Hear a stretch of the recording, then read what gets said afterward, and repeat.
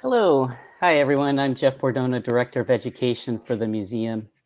This is the 12th year in a row that we've teamed up with Poetry Center San Jose for this program that invites poets to create original works inspired by museums' permanent exhibitions. I'd like to thank PCSJ for this long-standing partnership. I'd also like to acknowledge our Poet Laureate, Janice Sopigal, and Paulina Vu, SJMA's Manager of Museum Experience, for the tremendous amount of work they put in to make this program possible. And of course, our two youth poets, Rymac and Sophia Kamra, who I'm sure will impress you with their inspired poems. These three poems, generated in a cycle of creativity where art inspires art, give us new perspectives to the works of Hank Willis Thomas, Sharon Daniel, and William T. Wiley, all currently on view at SGMA. Access transcripts of the poems will be available on the museum's website next week. So now I'll hand it over to Mighty Mike McGee, who, on behalf of Poetry Center San Jose, will introduce tonight's host. Hello, everyone. Thanks for having me. It's an honor to be here, and it's an honor to be a part of Poetry Center San Jose and to help bring an event like this to the forefront here with the San Jose Museum of Art. It is Poetry Center San Jose's mission to nurture and promote diverse literary expression in our community as a means of exploring, defining, and enriching the human experience. It is a personal mission of mine to help poetry be vitamin P for the masses. And one person who's really making sure that happens, especially for our young and underserved population, is our fantastic host this evening and our delightful current Santa Clara County Poet Laureate. It is an honor to get to introduce to you tonight the one and only Janice Sopigal. Thank you, Mike. Thank you, Jeff. Thank you, Paulina. Thank you, everyone at San Jose Museum of Art. I am Janice Sopigal, as Mike said, the current Santa Clara County Poet Laureate.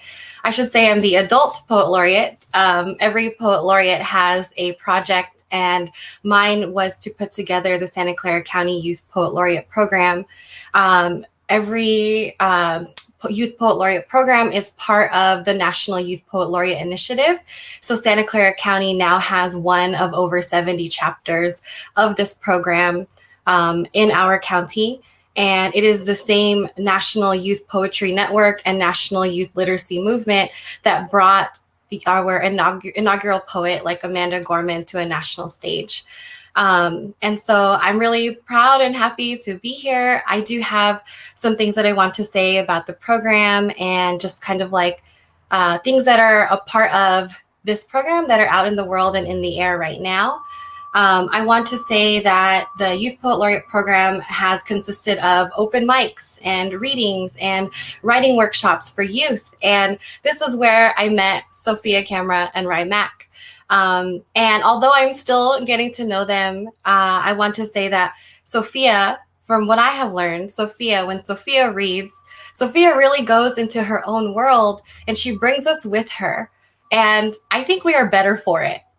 When Rye reads, and what I've noticed about Rye is that Rye asks really great inquisitive questions and is very observant. And I just feel like, although I'm learning more, I feel like there's no other way for him to be.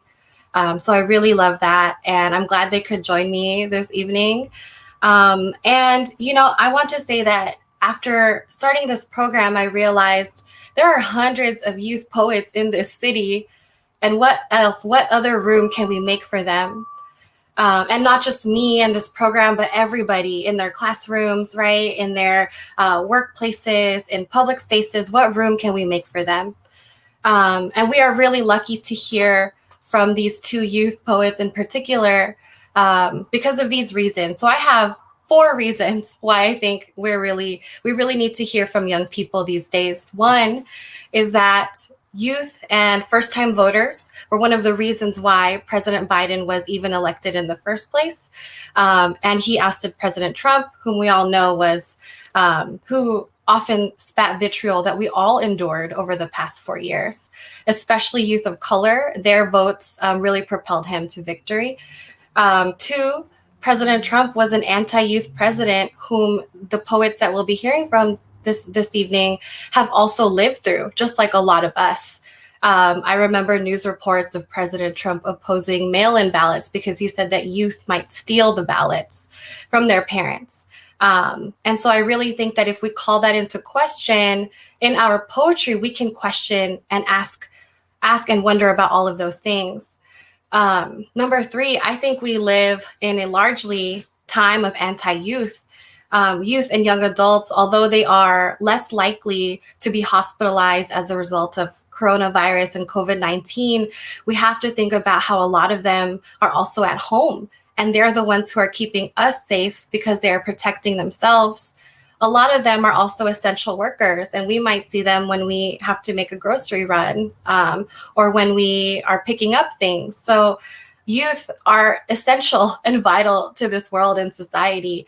A lot of them can't vote until they're 18. A lot of them can't drive until they're 15 or 16. They can't work until they're 15 or 16. And a lot of times they are to blame for society's ills. But I wonder how is that also a reflection of the world they've been given. And currently, I'm reading this book. It's called Kids These Days by an author named Malcolm Harris. In this book, Kids These Days, he says that adults often do not see youth and youth experiences as hard work. They don't see growing up as hard work. They don't see identity formation as hard work. And so with that, I just want us to really think about like how our youth also subject to and casualties of this world. And also in honor of young people, I really want to acknowledge the youth that we have lost as a result of police murder in cities like Chicago and Honolulu and Minneapolis. And so I'm hoping that we could acknowledge, and if you all could, please at some point say these people's names and have conversations about them. I'm thinking about Adam Toledo, who is age 13, who was killed in Chicago this week. Trayvon Chadwell, 18, also killed in Chicago this week. Anthony Alvarez, who is 22, also killed in Chicago this week. I'm thinking of Iramumber Skyap, who was 16, killed by a police officer in Honolulu, and Dante Wright, who was 20, and also a father, who was killed by a police in suburban Minneapolis, Minnesota. All of those names are of Black and brown boys. They were all killed by police. I'm also thinking of the uprisings from last summer, all of the trans folks and the Black women who are also subject to state violence. Art and our social realities have always come together. Poetry is one way to address the world. So I hope that we could, before I bring on Ryan and Sophia, if we could have a short 15-second moment of silence.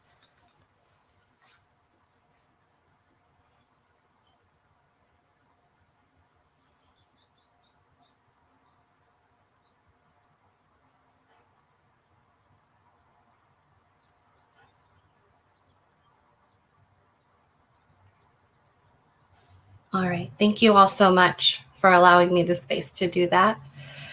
I would at this point love to have Ry and Sophia join me on screen.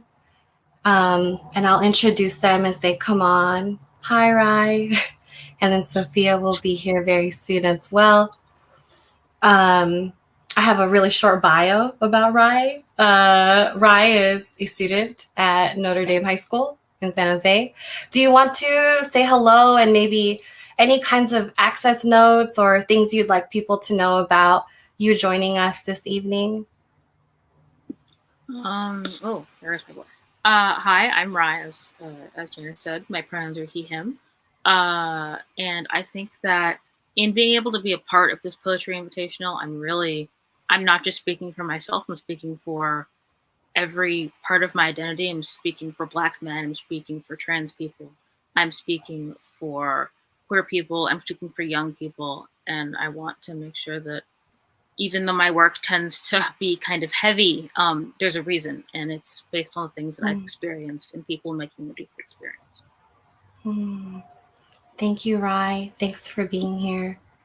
Can we invite Sophia on screen? Hi, Sophia. Sophia is a student at Fremont High School in Sunnyvale. Would you also want to share any access notes you have for everyone? How you're doing, and maybe sorry, what's going on in this space for you? I'm doing well. I'm very excited to be here. Yeah, it means a lot to me. So yeah, I'm glad you all are. I'm sure that in some ways we are all a little nervous because we don't know who's out there, but we know that we're here right now. I'm really glad. I hope that this can be a conversation between the three of us. And I know we're about to watch all of our videos. So that's another nerve-wracking component that I hope everyone out there is considering. So not only are we here, I am going to be seeing my video for the first time because I could not bring myself to watch it beforehand. What about you all? You all haven't. Sophia, you haven't seen yours yet either. I started it, and then I noticed that my hair had started to fall out, and I couldn't. Yes, and we're gonna go over all of that too, right? What is it like to see ourselves on screen? What is it like also to write and create art that is in conversation with another visual artist? Right? We're doing a lot right here. So it is natural that we will feel a little nervous about all of it. I believe that we are going to start seeing the videos. And I know, Rai, you volunteered to go first, so I hope you'll be okay. I want to say that there are two really amazing exhibits going on at the San Jose Museum of Art. They were really generous and allowed us into the museum to record our videos in front of all of the art pieces we had chosen. The first two videos come from the Barring Freedom exhibit, and I'm going to read a little bit about it. Rai's poem is from Barring Freedom. My poem is also from Barring Freedom, and then I will talk about the other one when we get to Sophia's. Barring Freedom explores our nation's troubled history of prisons and policing. In the last 40 years, the number of people in prisons, jails, and detention centers in the United States has grown by 500%. And so there's now 2 million incarcerated individuals. A majority of them are Black or brown or from poor communities. And the artworks in Barring Freedom envision a future that exists beyond prison, and dare I say, into abolition, which is also, I think, a conversation our country needs to have at this time. So this exhibit, Barring Freedom, is closing on April 25th. I urge people to please go and please see these amazing artworks in person. And so before we watch Rai's video, Rai, do you want to introduce it and tell us anything about it? My piece, I originally began drafting it just by seeing a picture of the piece. I saw it and I instantly fell in love with it. Oh, I didn't love what it stood for and the meaning behind it, but I was drawn to it. My piece does, like I said before, deal with some heavy topics, specifically police brutality and the police system. But I think that it's really important that those things are talked about, not only just by people who are in the community, but also those who have grown up watching these things happen. Mm-hmm. Yeah. Thank you, Rai. I think we're ready to watch it. Hi, my name is Rymac. I'm a senior at Notre Dame High School, and I will be attending Seattle University in the fall. The piece that I chose to write about was called Undoing Time/Pledge, and the piece that I wrote was basically about how the prison system needs to be reformed and about how it is ruining Black lives. I pledge allegiance to the flag of a country that locks up its problems.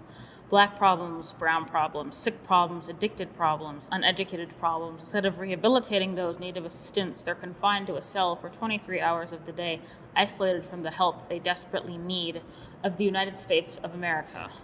A country built by the ancestors of these problems, built upon their backs and with their bones, their skin, their hair, their teeth, their lives, and their dreams. A country that values the comfort of the oppressors over the humanity of the oppressed. A country that long ago criminalized blackness, brownness, divergence, all three crimes punishable by death. And to the republic for which it stands. It stands for law and order, but bends rules to justify convictions. It stands for freedom if you have a good enough lawyer and the money to bail yourself out. For a country that proudly boasts the abolition of slavery as the accomplishment that it is. The U.S. has a tendency to use such a deed to put down the descendants of the enslaved. If you're so proud of it and did it out of the kindness of your heart, then why do you feel the need to hold it over our heads? Why do you feel the need to remind us how thankful we should be? Frankly, slavery never really ended. It evolved. One nation. The 13th Amendment states in full that neither slavery nor involuntary servitude, except as punishment for a crime, whereof the party shall have been duly convicted, shall exist within the United States or any place subject to their jurisdiction, and that Congress shall have power to enforce the article by appropriate legislation. Notice that there is an exception made for individuals being enslaved as punishment for a crime. Are those who have committed criminal offenses less worthy of freedom? Are they less than human? They must be, right? Why cage them like animals? Under God, slave owners waved Bibles over their heads and biblically defended their barbaric practice. The slave catchers became the police. The enslaved became the prisoners. No wonder we have such a high rate of recidivism. America is so obsessed with the idea of locking up criminals that it doesn't stop to realize the toll such actions have on families. We don't rehabilitate, we dehumanize, we don't correct, we subject them to cruelty and inhumane treatment as a way of teaching them that breaking the law is wrong. Indivisible. But why would they keep getting better if we keep locking them up, make it illegal to keep them from jobs and housing, make it impossible for them to survive on the outside? A bus pass and their clothes are not enough to get by. Some have friends, family, loved ones to support them, but what about the others? They end up within those four walls again, not just out of punishment for their crimes, but also out of a need for stability. We are divided on how to mend these wrongs, but the truth is we can't. Not soon enough to make up for what we've taken from them with liberty and justice for all. All?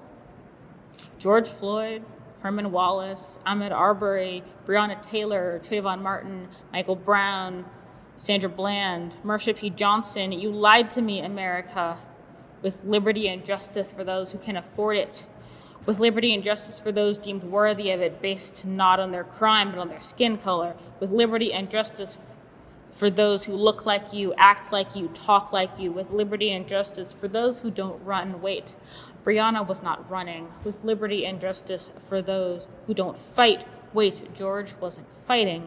With liberty and justice for those who don't break the law. It shouldn't matter what crime is committed. Police officers are not judge, jury, and executioner, and judge and jury have an obligation to look at cases from all sides. Maybe a new pledge is in order. I'm not qualified to write one, but if I had to, I wouldn't deify my place of origin or insist that it always strived for justice. Instead, we have a duty to call out the injustice in policing, criminal justice, and the prison system before the point of the original pledge is lost forever.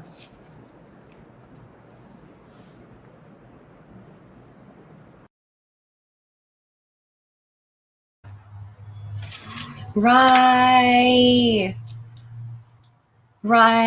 I see Sophia clapping. Okay. Sometimes there's like as a poet, there's the conflict of wanting to cheer for someone you know who just shared this poem that is so revealing about the world, right? You want to cheer, and then at the same time, you want to dismantle and undo all of the issues that they address in the poem. So for anyone who is having a complex reaction, it is okay to cheer for the poet and to want to address the poem. So that's like what I always experience. Yeah, I want to ask you a couple of questions before we move on and watch the other videos. And Sophia, if you have questions or comments, like please add in. Do you want to share your reaction to Rye's video? I think it was really heartfelt and very personalized. And yeah, I think it was an amazing piece. I loved how you kind of went through the different rows of the flag. Yeah. Yes, you're right. Like it's almost like you could see how the poem was definitely in conversation. Plus, when the camera zoomed in on the artwork, right? Like we could really see like where the lines came from. Yeah, right. How do you feel? A little nervous. It's always weird seeing a video of yourself. Yeah. But I'm glad that I was able to say what I said, because it's an issue that's really important to me. I thought it was really important to include the names of those who had died either directly at the hands of police officers or by their lack of attention, such as Marsha P. Johnson, who was the black trans woman who threw the shot glass right around the world and sparked these Stonewall riots. I have the names of these people on a flag on my wall. I see them every day. It felt like it would not. I wouldn't have been able to tell this story without including them. Yeah, I think in that way, names are very sacred, and that's how we can keep the spirit of those names and the memories of those people alive, right? By like including them in artwork, in art pieces and poems. And in some ways, like poems are like living documents, living archives, you know? So I'm really glad you did that. I think it's also clear that it was evident, right? Like the poem can be personal and political at the same time. And I have a question that came up as I'm sorry if I didn't like share this with you sooner, but my question, you said actually not you, let's say the speaker, right? So in poetry, the speaker is different from the writer sometimes, right? We could write the poem from a perspective of a flag. But who is the you that the speaker is addressing in your poem? Who is the direct addressee? America, not a specific person, just America as a whole, specifically the America that looks at the deaths of people who look like me, or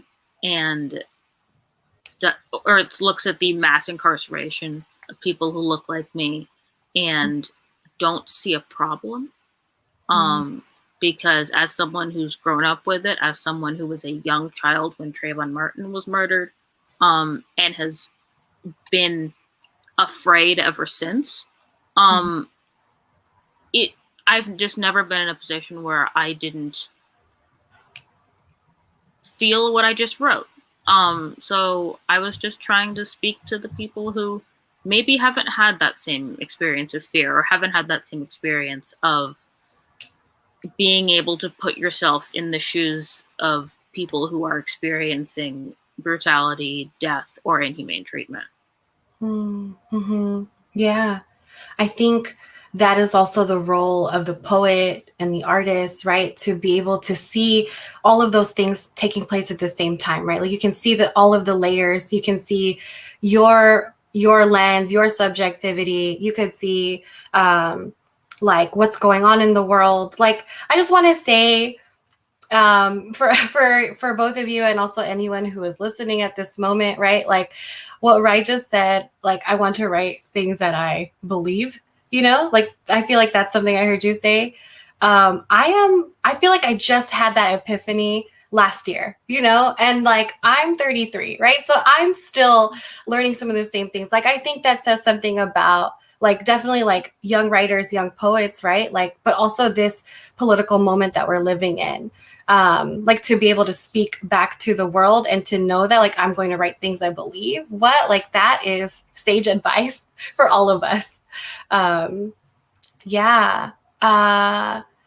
Okay, Sophia, do you want to ask anything before we go to the next video, which is unfortunately mine?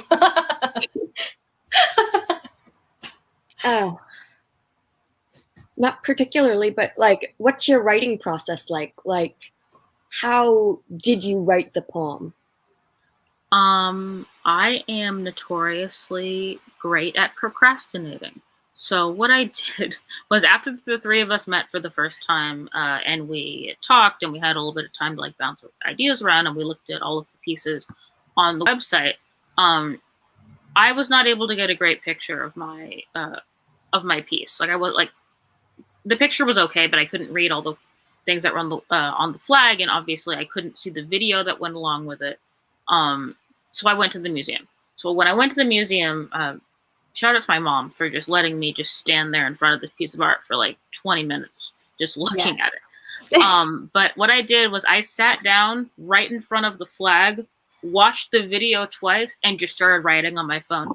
Just anything that came to my mind, because I have a very bad short-term memory. I wanted to make sure that I was able to get those ideas down. And then I went home, and the day before I was supposed to record, I sat down and I wrote the whole thing out. So I tend to write ideas as soon as they get to me so I don't forget them. I love that. Yeah. And also thanks, Sophia. That's such a great question. I didn't even think about that. Also, shout out to both of your moms who've been very supportive in this process. So I hope that they are watching. I guess if it's okay, I want to move on to the next video, which is mine. I wrote it, memorized it, went to perform and record it. I don't often memorize poems. I don't trust myself in that way. I get it. Yeah, it's rough. I just want to say, like, I don't know why this is the thing I really want to say. Like I'm used to having short hair, but during shelter in place, I have long hair, and I was really feeling the long hair that day. So you'll see that in the video. But also I really want to say that the artist whose work I feel like I had the privilege to write a poem about, I have seen his artwork before in person. And maybe I'll talk more about that later, but I was really excited to see an artist whose work I was somewhat familiar with. And so, yeah, I guess we will go to that video next. Okay, I'm so nervous, but yes, let's watch that next video.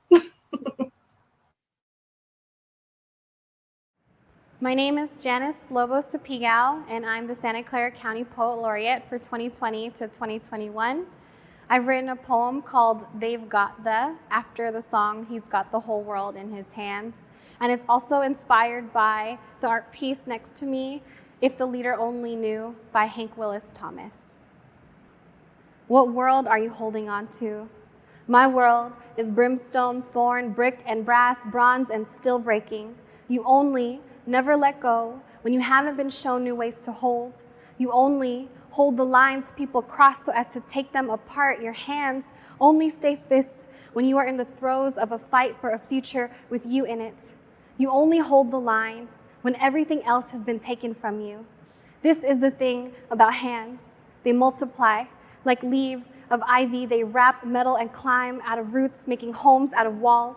When ivy vines inside walls, the walls break. Again, what world are you holding on to? When activists put their bodies on front lines to emphasize the weight of their political power, have you ever felt the flesh of hours of hunger strikes and sit-ins and boycotts? Our resistance is in our music, our names, our speeches, our poems, our bones, each lyric a line of protest against mass incarceration, against children in cages and concentration camps, against voter suppression in any city America uses as its gun ranges against Black, brown, and indigenous people. When police pile water and rubber bullets against legs so as to take out the hands, we won't forget that it takes pointer fingers and palms and pens and guns to place people into sharp vines. This old world is broken by design. It is barbed wire and white and bloodshed. It is shrapnel and horizontal monuments. A rally is not just a group of lines. It is a lineage. So when you see us, don't think about what limited world we are upholding. Think about what world we will build when we dismantle this one.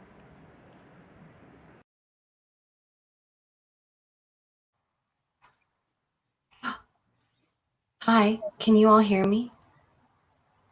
Okay, interesting. I actually didn't see anything on my end. Yeah, I didn't, but I know what happened. I know how the poem goes. Uh, yeah. Wow, that's so interesting. I was like on my end, like waiting for the video, but perhaps can I hear from you all how it went? I was incredibly moved by the line, "This old world is broken by design," because it's intense, but it's also incredibly true. So I loved that. That was incredibly moving to me. Also, the way that well, especially when you were giving a description, the way that they panned from you to looking directly at the art piece. I love that. Shout out to the people who put together these videos because they were fantastic. Yes, they were so great. I had so much fun that day. Sophia, were you gonna say something? I was just thinking, it's lucky that you didn't get to see it. I don't want to see it. Either way, it was incredible. Yeah.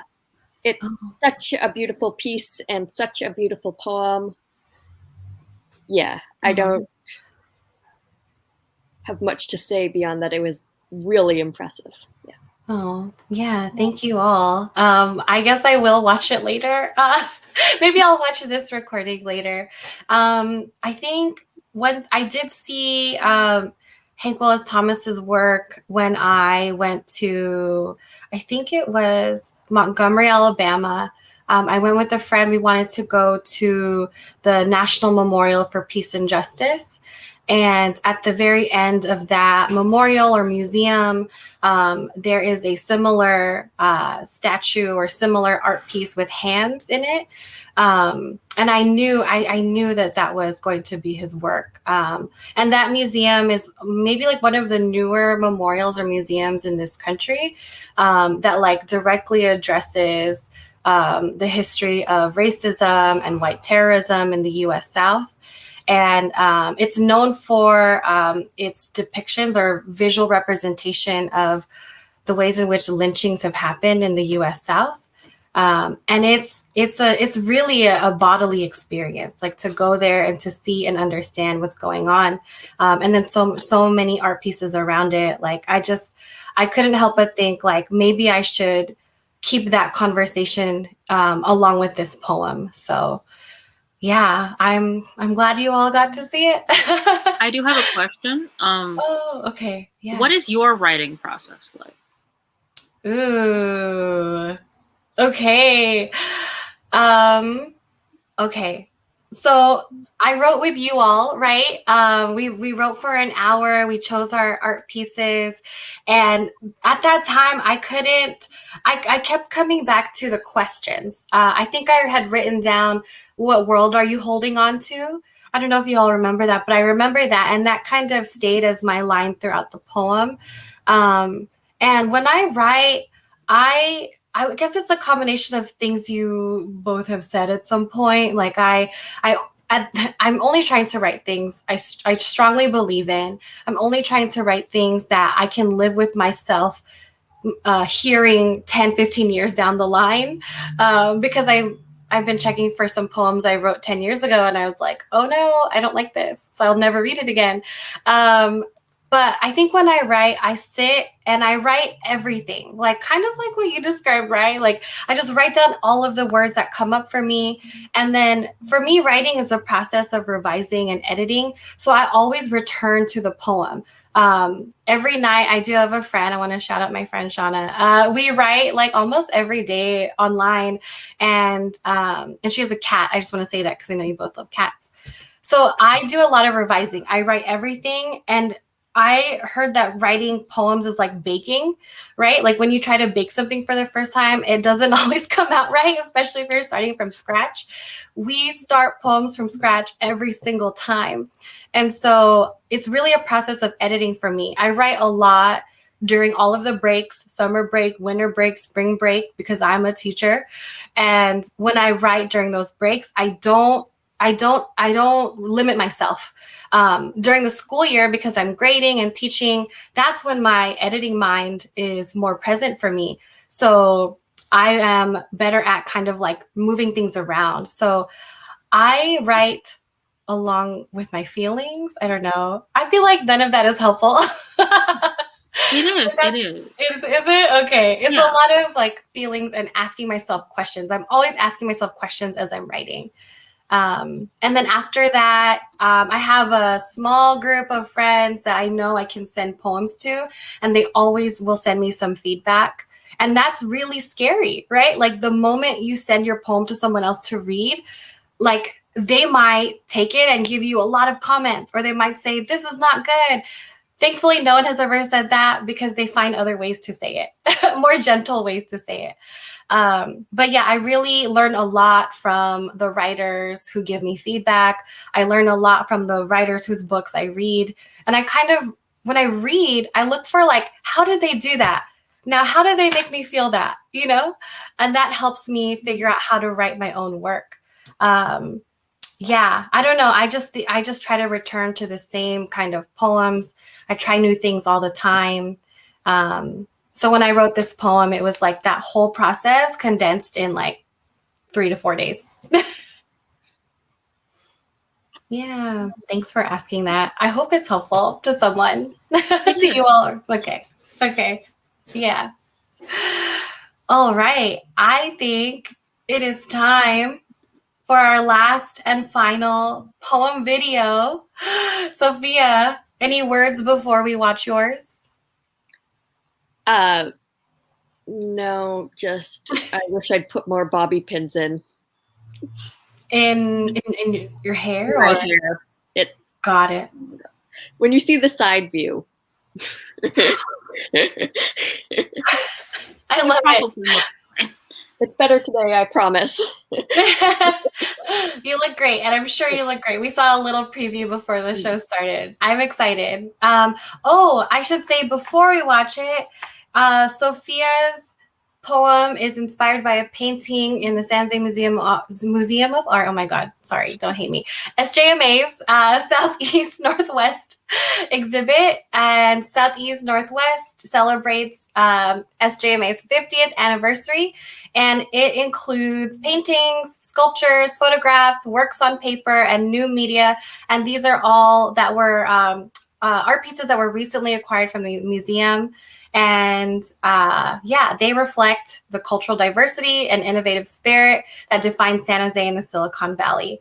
And so I'm really excited to watch your video, and I hope all the folks can go out and go see Southeast Northwest, because we couldn't see it earlier on in the pandemic, but now we can. So it's beautiful. Everyone should go check it out. Yes, it's larger than life in there. All right, time for Sophia's.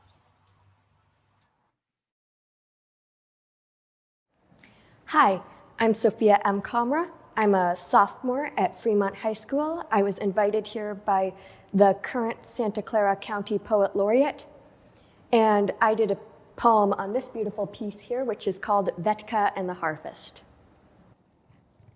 To the morning we don't want to know, born of every misstep we've ever made, the haunts of history's every mistake is today or tomorrow or a blur.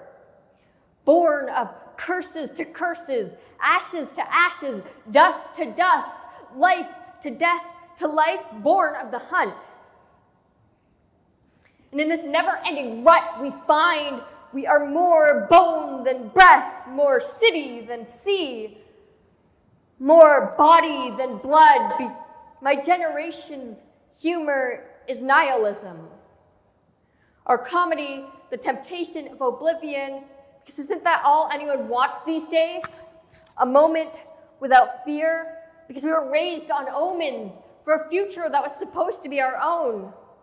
Torn from our hands, born of the greed of the past, born of the hunt. We hear beatings in the streets as the silenced are fighting a fight we can never begin to understand. We stand against a future we wouldn't want to unfold again. Because forward is 10 steps back. We have a blue power, but that doesn't mean we have a new hour. We still have hate. Like when ships sailed searching for those to enslave, the West ever often starved for empathy as we built towns to cities to empires, as the industrial age beckoned the bones of our future to the bones we dig for more. Oil wells and gold ore, I think we hunt too well. And in this new age, born of rage, of injustice, because what good is the hunt when it leads to cages? What good is the hunt when it leads to the tomorrow we don't want to reach? Because the morning we don't want to know is our children's future. So make this the morning we want to stay.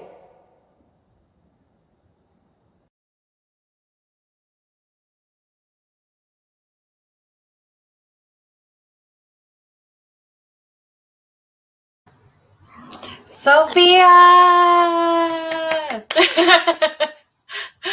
It happened. You did it. How do you feel? Good. It went better than I'd expected after I got over the hair.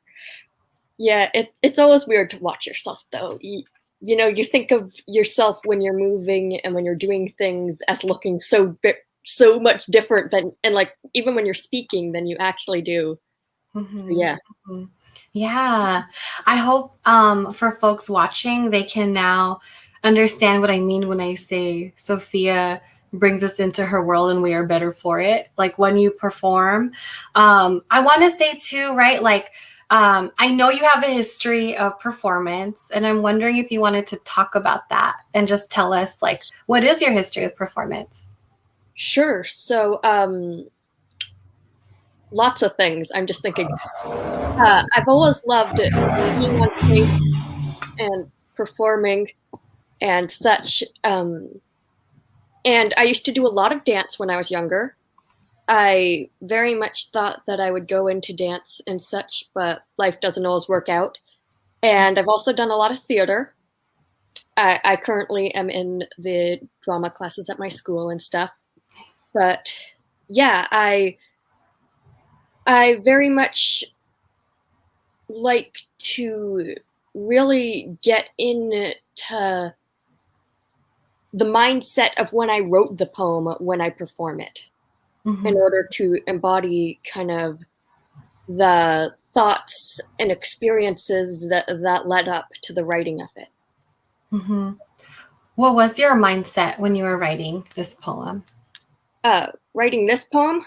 Gosh. So I'd had the phrase, "to the morning we don't want to know," kind of floating around my brain for a bit. I collect phrases and words I think are interesting. I write down several a day. I don't do anything with most of them, but I collect them. And I kept being like, I need to do something with this. And I was actually outside in my backyard, and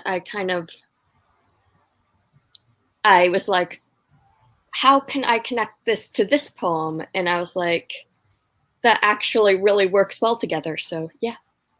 Yeah. Was that a cameo from your journal? I guess so. Okay. Oh, love it. Is that a bear with an umbrella on it? I just love that. Okay.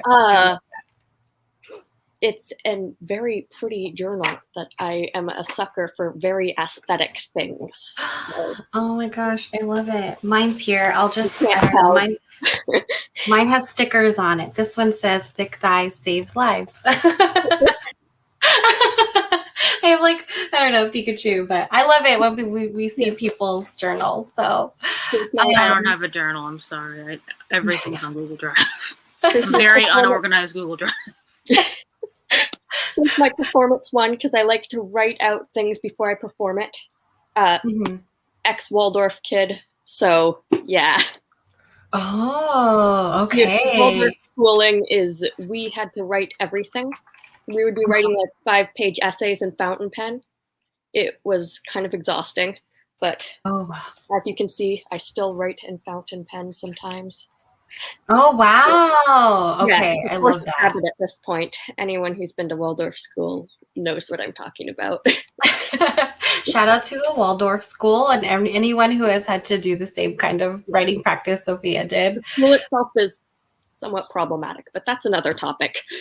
Ooh, yes.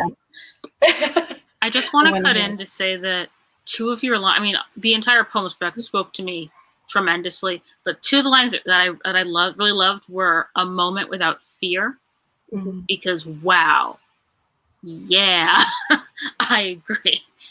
And also, "what good is the hunt when it leads to cages?" Ooh. That was an image, and it was fantastic. So, snaps to you for that. That was Thank fantastic. you so much. All the snaps. Yeah. I had one of the lines that stood out to me was when you said a new rage of injustice. I really like that play on words when we hear like of a new age of anything. Like I really appreciated that. I also wanted to maybe like write this question is for you too. Like I noticed you had some performance elements in your poem as well with the Pledge of Allegiance and like putting your hand over your heart. Yeah, I'm wondering like what made you decide to incorporate that into your reading of your poem? Well, I've been an actor since 5th grade, I believe. Yeah. On and off. I mostly do behind the scenes work now, and it's what I plan on majoring in college. Minoring in college. Sorry. But I also was drawn to that because I remember that we used to do the Pledge of Allegiance every morning at the beginning of the school day up until like 8th grade, and my high school doesn't do it. But specifically after Donald Trump's election inauguration, I did not stand for the pledge, and I did not put my hand over my heart for the pledge.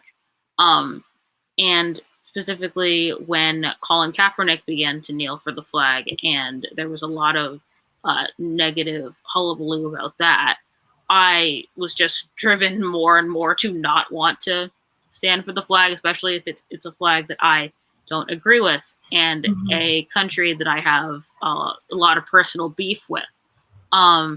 So I felt like it kind of made it more intense, especially with the piece being called Pledge. I was trying to kind of interweave the pledge and like what it supposedly stands for and what I hear and what I think about with each section. Yeah. I feel like that's definitely a part of like writing process too. As you were talking to, I was thinking like, oh man, I'm so sad that San Jose is going to lose you to Seattle. I'm coming back. I'll be back. Okay. Yeah, I also want to say congratulations too. I know you're a senior, you'll be, I don't want to say transferring, but yeah, you will be transitioning to another school environment. And yeah, like, I don't know. I just think that's so great. I'm really excited. I think it's another really great, lively city that will also like hone your art. So I'm incredibly excited. One of my application essays, I talked about how I loved talking with different creative people. And the Bay Area has so many creative people in so many different fields. And I am looking forward to also connecting with creative people in Seattle and the whole state of Washington. Yes. Yes. Yeah, there are definitely some people I'd love to connect you to when you get there. We have like a few minutes left. There's a question I've been really wanting to ask you both. And maybe you remember this from when we had a rehearsal, but one of the questions I really want to ask you all are, it's not a question, but maybe a statement. Can you tell us two truths and a lie about America? For you, in your experience, in your subjectivity, what are two truths and a lie about America? And of course, you can take your time to think about it. And anyone who is watching, maybe take the time to think about that too. What are two truths and a lie that America has taught you, either indirectly or covertly or explicitly? What are some of them? I think one of the lies that America taught me was that my English or my good English would get me really far. that's one of the lies. I would definitely agree with that. As someone who, African American vernacular English is not recognized as a language, but frankly, it should be. So learning how to code switch, I was going to talk white, was a skill that I had to learn, but frankly, it's not as big of a thing as people think it is. Yeah, I do remember hearing that there was like, anytime languages are made official, it is through a legislative process. And I believe that anytime there has been legislation to make that happen, it has always been quelled in some way. I come to English as a daughter of immigrants. My mom, my family were immigrants from the Philippines. And I remember I have this memory of going to a Social Security office and somewhere in San Jose. I was really young. I think I was 5. I remember someone at the like front desk. My mom asked about a form she had to fill out, and this person like was talking to her very slowly in English as if she would understand faster, And I thought, like, even as a young child, I knew that was a very disrespectful way to talk to someone. So I've never forgotten that. And then I remember like my mom just took the forms home to fill out and then bring in later, like I just remember thinking like, what are the ways that people have shied away or have been forced away from language to advocate for themselves. And so now I find myself as an English professor and I'm like, who am I? But I believe that in some ways I am someone who can look out for the different kinds of English that exist. And I welcome that into my writing practice, my poems, my classroom. So that's one of the lies that I think about. What about anything? Has anything come up for both of you? I'm having a really hard time coming. Yeah, same. Okay. It's okay. I think definitely a lie that America taught me is that shout out to actually all of my like teachers and faculty from my school, who I'm pretty sure are all watching this. We had to do a research paper about the American dream. I think the myth that the American dream is there for everyone as long as you work hard enough. I wrote a whole essay on why that is not true. And to quote Tupac, the American dream ain't what it seems. And frankly, it's not made for everyone. It's not made for... the theory that people can pick themselves up by their bootstraps is not inherently harmful. It's the part that's harmful is the thought that everyone has the same opportunity to do so, and not everyone does. As much as marginalized groups, people of color, queer people, indigenous people specifically have, as much as they have been bolstered up, America's not built for us to survive and for us to be able to achieve success the same way that people who had everything growing up were able to. So I think that's definitely a lie that I was taught, that the American dream is for everybody. Yeah. I see Sophia nodding. Do you want to say anything about that? Yeah, I mean, I certainly agree. When I was thinking about this question, I was having a lot of trouble with it because I was like trying to differentiate between like America and capitalism and Western culture and imperialism. And I suppose America is a fusing of all of that. But yeah, I certainly agree with what Rai was saying. The concept that if you work hard enough, or that if you do enough, or that if you try enough, it's going to be enough to get you places is honestly so absurd at this point. Yeah, I really love how you said that. It's almost like America is synonymous with all of these other things, but if we change the name, the definition of each one could still stand for America, Yeah. Wow. That reminds me of your poem, actually, so I'm going to be thinking about that for a while. I wish we could talk forever, but that would not be productive for anyone. But what I will do moving forward is I am definitely going to be looking out for your poems. I'm definitely going to be reaching out if there are more opportunities to work with you all. If other folks want to continue to work with you, I will be a bridge to make sure they get to you. And you can decide if you want to do that. But, I hope that like we can all just kind of like look forward to your futures as artists, as writers, as poets, and makers in some way. I do have one last kind of like checkout question. And I'm wondering if you all could tell us a language you want to speak, but it can't be a language. Like it has to be like an object or like an action. So if I wanted to learn a language, I would want to learn and speak in a language of love or a language of joy or a language of action, or cupcakes, right? Like, what is a language that you would want to speak, but it can't be a language? Does that make sense? Comically, yeah. Comically, okay. I'd love to speak cat because frankly, my cats are screaming constantly and I don't know what's going on. I can't have a child. I don't know what's going on. Seriously, I love to be able to speak confidence all the time because I'm pretty good at putting up the facade that I am confident, but I'd love to actually be able to embody that. I love that. The language of confidence. What about you, Sophia? Take us home on this.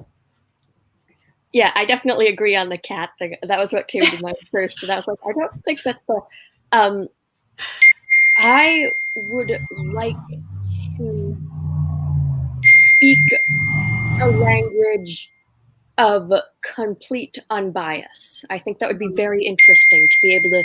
I wouldn't want it to be permanent, but I would like to be able to see the world as completely derived of my experiences and other people's experiences, because every single bit of information you get is based off of someone's experience.